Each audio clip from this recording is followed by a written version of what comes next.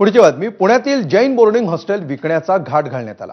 त्यावरून राजकारण रंगलं, जैन समाज आक्रमक देखील झाला आणि अखेर हा निर्णय रद्द करावा लागला। उद्यापासून म्हणजे सोमवारपासून हे जैन बोर्डिंग हॉस्टेल पुन्हा एकदा सुरू होणार आहे।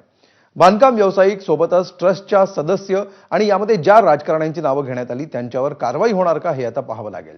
जैन समाजाचा सगळ्यात जवळचं स्थान असलेलं जैन बोर्डिंग संदर्भातला एबीपी माझाचा हा खास रिपोर्ट।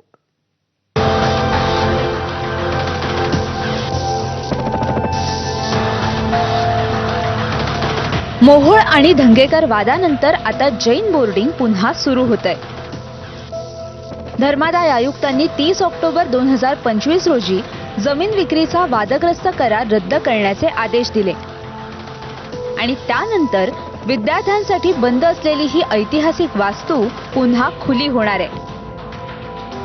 या जागेच्या विक्रीवरून मोठा वाद निर्माण झाला होता, ज्यात रवींद्र धंगेकर यांनी विक्रीला तीव्र विरोध दर्शवत केंद्रीय मंत्री मुरलीधर मोहोळ यांच्यावर गंभीर आरोप केले होते। या वादानंतर अखेर संस्थेचं कामकाज पूर्ववत सुरू होणार आहे। 1958 मध्ये या जैन बोर्डिंग हॉस्टेलची स्थापना झाली।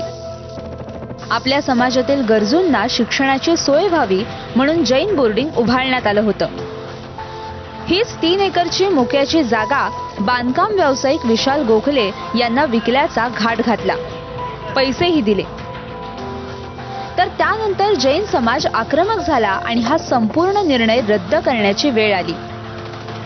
जैन बोर्डिंग हॉस्टेल आणि तिथे असलेलं जैन मंदिर हे पुण्यासह आजूबाजूच्या जैन बांधवांसाठी महत्त्वाचं स्थान आहे आणि तेवढीच त्या सगळ्यांची श्रद्धा देखील आहे। जेव्हा हे बोर्डिंग हॉस्टेल विकण्याचा घाट घालण्यात आला तेव्हा जैन समाज आक्रमक झाला होता।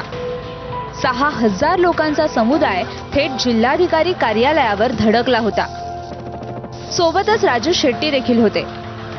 राजू शेट्टींनी त्या दिवशी केलेलं भाषण आक्रमक ठरलं आणि सोबतच गुप्तीनंद महाराज यांनी केलेलं उपोषण पाहून जैन समाज पुन्हा आक्रमक होऊ लागला आणि रस्त्यावर उतरला।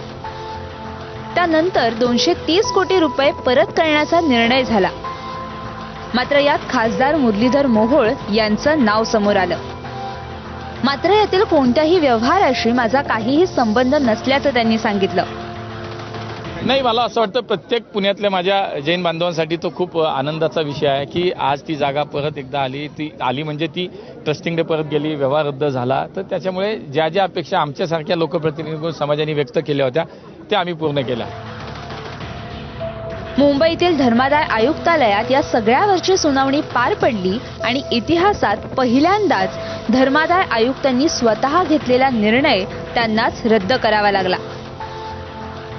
जैन बोर्डिंग हॉस्टेलमध्ये 250 विद्यार्थी राहतील एवढी क्षमता आहे।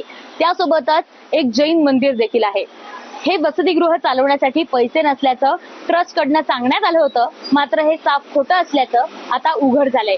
त्यामुळे यानंतर राजकारणी असू देत किंवा बांधकाम व्यावसायिक अशा प्रकारच्या जागा आहेत त्या हडप करण्याचा प्रयत्न करणार नाहीत अशी अपेक्षा आहे। कॅमेरामन विजय राऊत सह शिवानी पांढरे, एबीपी माझा, पुणे।